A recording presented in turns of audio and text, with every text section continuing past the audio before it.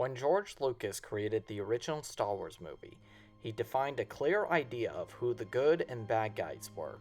The Empire stood as the main villainous faction, while the Rebel Alliance, Rebellion, or simply Rebels, filled the heroic role in their desire to restore freedom to the galaxy from the Imperial grip.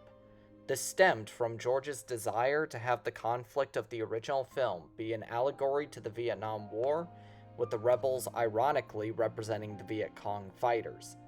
The sequel movies in the original trilogy only further expanded on the struggle of the rebels, showcasing how overwhelming their odds were against the Imperial war machine and how they eventually overcame such odds in returning liberty and democracy back to the galaxy. However, in spite of the original trilogy showcasing a great deal of the rebellion's struggles, it did not go into great detail on what the rebels were fighting for and what freedom to them meant. Such clarification would only be hinted at in the prequel trilogy, showcasing the Republic that was in existence before the Empire and what the rebels were trying to bring back. However, as we already know from the prequels, the Republic was far from a perfect system, and it was layered with degrading flaws that paved the way for divide and later authoritarianism. Expanded material further covered how the New Republic was either unable or unwilling to avoid many of the same problems that plagued the original Republic. Due to this, it is a common claim by many Imperial defenders that the Rebel Alliance was at best misguided in their goals and at worst committing acts of chaos and barbarism that justified the Empire's use of force to restore order. As such, could an argument be made that the Rebel Alliance caused more harm than good to the galaxy? Was the rebellion unjustified? Were the rebels wrong? To be clear, much like my Empire analysis, I am in no way using this analysis as an attempt to diss George's intentions behind the creation of this faction, as it is clear that the rebels made up the heroic role within the original trilogy. All this analysis shall serve as is to find one answer within lore. Were the rebels right to oppose the Empire, or did they bring more problems than solutions? Let's find out.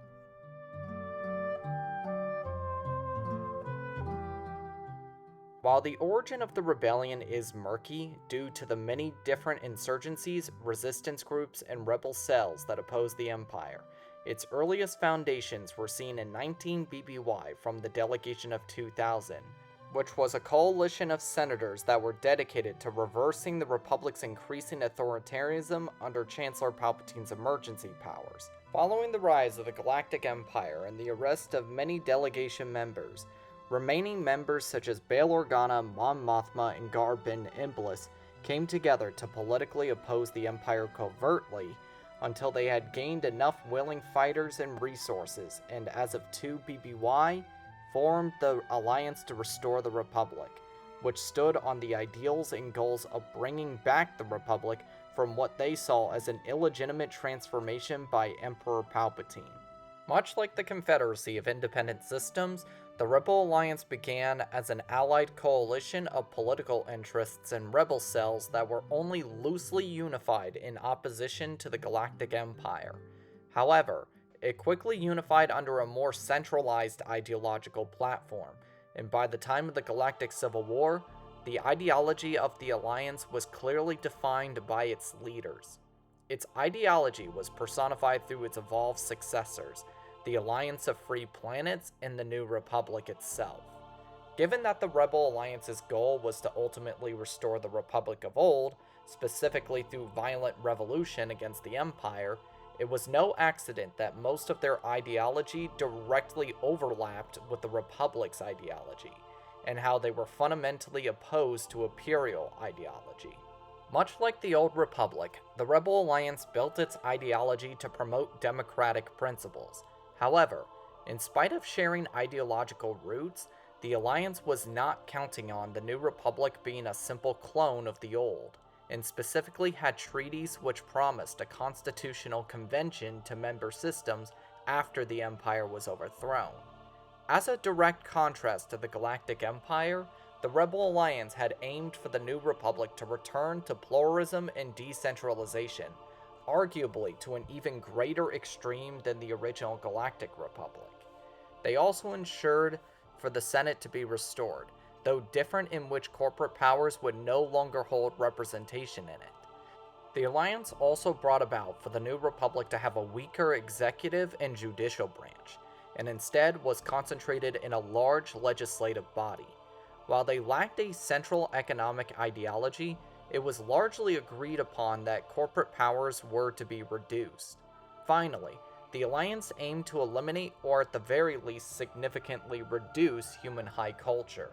While the Empire took human supremacy and made it a focal point within their ideology, the Rebellion understood that some of these problems originated within the original Republic.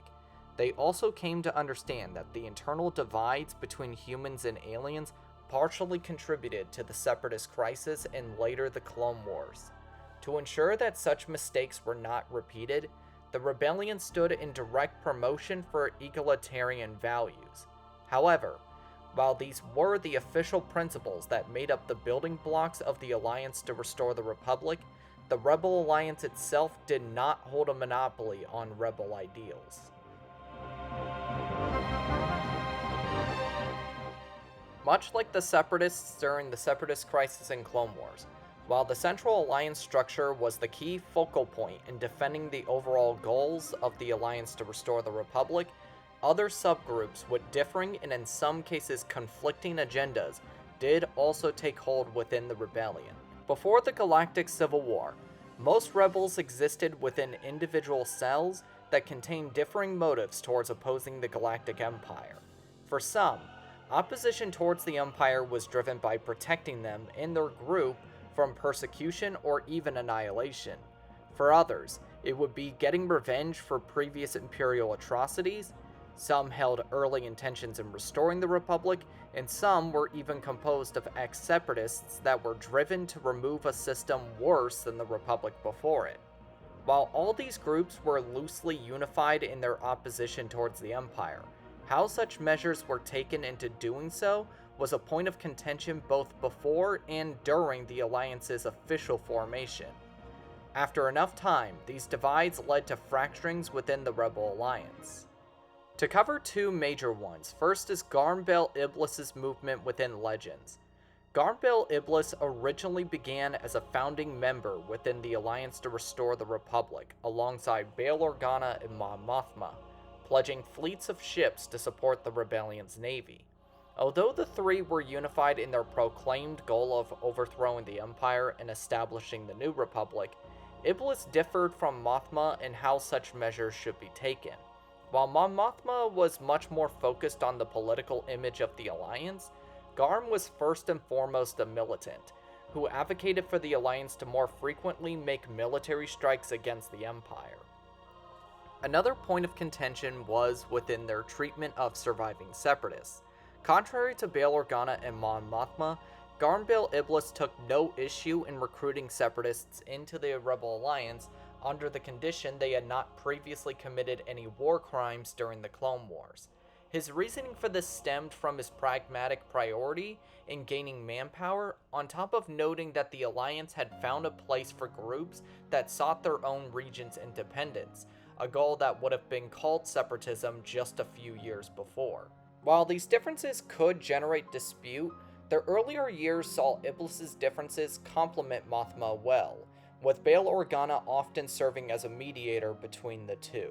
However, following the death of Bail Organa during the destruction of Alderaan, Garm had grown increasingly concerned over the amassing power Mon Mothma had placed on herself, and effectively becoming a dictator over the Rebel Alliance. This eventually led to a schism between the two leaders after Mon Mothma gave the go-ahead for an Alliance attack on an Imperial garrison on Milvolon in the Garcias system, without seeking the approval of Bail Iblis or any of her other military advisors. This led to Iblis accusing Mon Mothma of attempting to grab power over the entire rebellion. Following an exchange of veiled insults, Mon Mothma told him that his services in the Alliance would no longer be needed. He ended up departing from the Alliance and taking his loyal supporters with him. After he broke off from the Alliance, Garbil Iblis formed his own rebel movement, which, while it shared the ideology of the Alliance, differed in its blatant distrust of authority. In many ways, this made Garbil Iblis's rebel movement very similar to the ideological roots of the old separatist movement. Iblis's rebel movement quickly waged a private war against the Empire, separate from the alliances, and all but abandoned their original plans in replacing the regime. Even after the New Republic formed, Garbil Iblis refused to make any association with it, and acted as if nothing had changed. While his sentiments did eventually change during the New Republic's war against Grand Admiral Thrawn's Imperial Remnant, Iblis never truly made full amends with Mon Mothma, and their conflicting agendas caused major internal divides that plagued both the Rebel Alliance and New Republic. Meanwhile, in the Disney canon, the primary divider within the Rebel Alliance's politics was through Saw Gerrera and his partisans. Much like Iblis in Legends, Saw was more concerned with battling against the Empire rather than concerning himself with the post-war setting. Other commonalities with Iblis included his advocacy for decentralization, though in Saw's case, he bordered on being a total anarchist, and a distrust for authority. Where Saw most differed was the extremes he was willing to do. While the rest of the Alliance treated the war against the Empire as a political or militaristic battle, Saw treated it as a crusade. He made his partisans incredibly decentralized to prevent any possible decapitation strategies, and had little issue with carrying out attacks of terror against anyone who so much as associated with the Empire, including civilians. For example, on the mid-rim planet of Usagi, the chiefess of Unsajid was pressured into signing a treaty acknowledging the Empire's rule over the planet after years of political resistance. To celebrate this, the Imperial Governor of Usagi hosted a party to celebrate the treaty, one that most of its guests felt pressured to join to prevent suspicion by the Empire itself. It was at this party that Saw Gerrera and his partisans fired a set of FC-1 Flèche launchers, essentially a metal shrapnel launcher, into the crowds at the party due to having any association with the Empire. Saw was also extremely anti-corporate and despised the Separatists, former or otherwise, due to his own experiences and loss of his sister from them during the Clone Wars. Despite the many differences, though, one man managed to sum up what most, if not all, rebels were united on.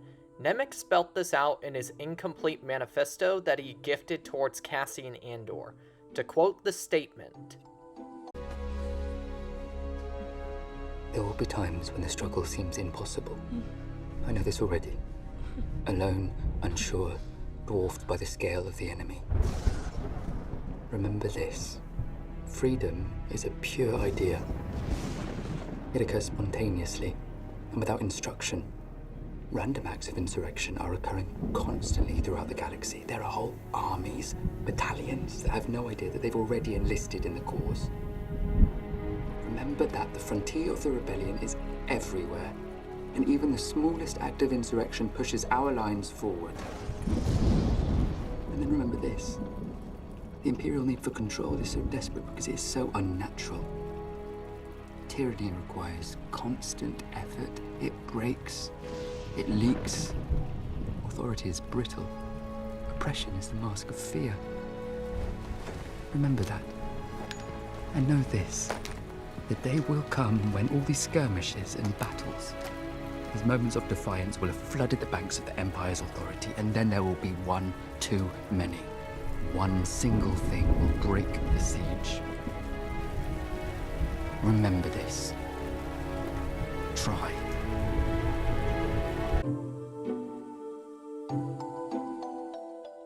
Much like the Galactic Republic, while the Rebel Alliance were mostly dedicated to fighting the Galactic Civil War as cleanly and humanely as possible, as well as keeping their ideological roots pure, there were always exceptions. As noted above, rebel groups were not always above targeting civilians or innocents associated with the Imperial state, Saw's actions being the most notable. While many would counter-argue that Saw was excommunicated from the Rebel Alliance, Not only did it take too shortly before his death for this to happen, but this was largely in an official sense, and the rebellion still held little reservations in cooperating with Saw when it suited them. Of course, when Saw's terroristic actions were unintentionally helping Imperial propaganda, the Alliance eventually authorized for assassination attempts to be considered. More importantly, rebel atrocities ranged beyond just Saw, and were conditional based on the rebel cell in question. While some rebel cells were driven to fight against the Empire as cleanly and humanely as possible, often comparable to the conduct of the Republic during conflicts, others were much more driven into using tactics comparable to the Empire. However, unlike the Empire, the majority of rebel atrocities were rooted more in pragmatism than pure cruelty. For example, there were instances of surrendering Imperials being killed instead of captured. That said, these crimes were primarily rooted in an inability to hold them prisoner from a lack of a prison system, and an unwillingness to leave the Imperial to compromise rebel information he or she may know. Other examples included offering services to wealthy benefactors to operate as effectively anti-imperial mercenaries, which included some extremely atrocious jobs.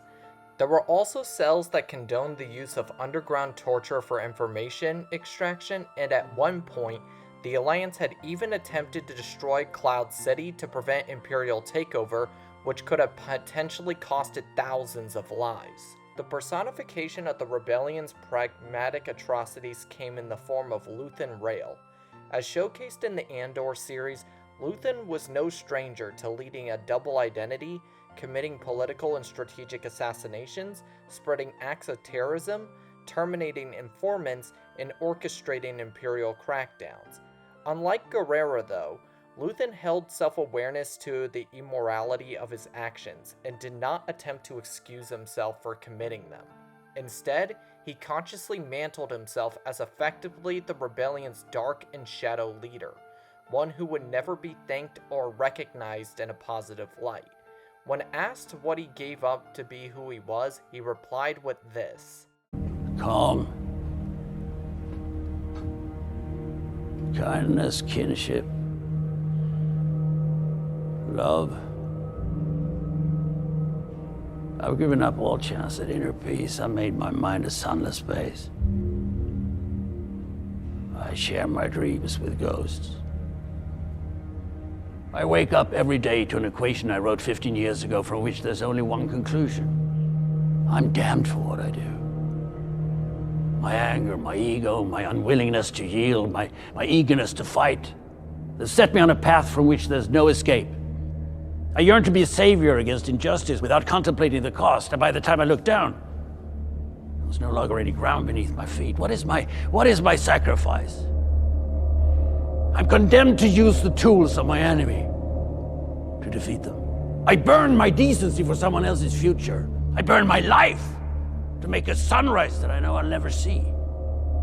Now, the ego that started this fight will never have a mirror or an audience or the light of gratitude. So what do I sacrifice? Everything! Eventually, the rebel members fighting the Shadow War were either taken out by the Empire or took a back seat as the Alliance transitioned itself for a full open war against the Galactic Empire following the Battle of Yavin. Cells were united into following a singular conduct that, while not clean from atrocities, worked their best to restrain their frequency and intensity. Heroes rose from the fires of hope. With all the major points covered above, this leaves us the final question. Were the rebels wrong? The short answer is simple. The rebels were not wrong. Despite the organization facing a great many problems and committing atrocities themselves, they were absolutely justified in their opposition to the Empire. As we covered in our last video, the Galactic Empire was such a rotten structure to the core that its chances of facing any meaningful reform was practically impossible. More importantly, the Empire's tyrannical policies, wide atrocities, use of slavery and genocide, the promotion of speciesism, and the continued erosion of any liberty or sentient rights effectively made the rebellion inevitable. While the Rebel Alliance certainly had its missteps and committed its own evils, with few exceptions, those actions were not done cruelly or senselessly. More importantly, the rebellion's reasons for fighting were more justified than the Empire. Even with the knowledge of Palpatine's true agenda, senators like Mon Mothma, Bail Organa, and Garm Bail Iblis attempted to reform the Imperial structure from within, or at least contain Palpatine's expanding power. By the time the Death Star was completed and Alderaan became destroyed, it was made clear to the galaxy that fighting back against the Empire was the only real choice left for them if they wished to avoid facing an eternity of submission or worse, destruction. The long answer is that while the rebellion was right to oppose Imperial rule, their greatest missteps had occurred following the Empire's overthrow. While their desire to restore the Republic was a noble goal, the rebels were somewhat irresponsible in overlooking or ignoring many problems of the old system. Eventually, these oversights led to the New Republic in both canon and legends to repeat many of the same missteps that eventually undid the democratic structure all over again. Furthermore, while the New Republic ended up less exploitive than the Empire, they once again repeated the mistake of placing the Outer Rim under severe neglect and mismanagement, which left massive power vacuums for pirates, corporations, crime syndicates, and Imperial warlords to take advantage of. In time, this generated separatist sentiments and Imperial sympathies to regenerate, which led to secession movements and later Imperial takeovers by Paleon's Imperial Remnant and Fel Empire in Legends, as well as the First Order in Disney canon. Overall, I don't believe the Rebel Alliance as a whole was in the wrong, and they were far from the terrorists the Empire claimed them to be in their propaganda. At best, the rebellion helped thousands of people that suffered under the Empire's rule, freed slaves from spice mines and Imperial facilities, protected planetary leaders and senators from political persecution, treated alien species equally as well as rejecting human high culture, and fought to give the galaxy hope that liberty and democratic principles could one day return and be made better than before. At worst, the rebellion was a noble if misguided cause that fell short at its ideological finish line. Well, ladies and gents, that concludes this analysis. I hope you all enjoyed this video. I hope my answer was satisfying even if you don't agree with it. After nearly 2 years, it feels good to finally go full circle in breaking down the 4 core factions of Star Wars. In truth, I initially only intended for my separatist analysis to be a one and done video. Thanks to all of you though, I was inspired to give the galaxy far, far away the insightful and hopefully entertaining breakdown it deserves. Now, I intend to keep this series going and perhaps do analysis videos within other fictional series as well. Furthermore, I shall be crafting a remastered video of the original Separatist analysis to both celebrate the starting point of this series and to make my coverage of the Separatists up to the quality standards I grew to develop within this series, as the original video was plagued by a lack of a script, recording and audio issues, and very basic editing. With some good luck, the remaster should be released on October 21st, the 2-year anniversary of the original video. If you enjoyed this video analysis, please consider giving it a like, subscribing, and posting a comment below on what you think, as all this promotes the discussion and helps the channel grow. Was I dead on with my conclusion? Were the rebels right? Or am I just rebel scum reported to the ISB? Until next time, I bid you all farewell. Peace out.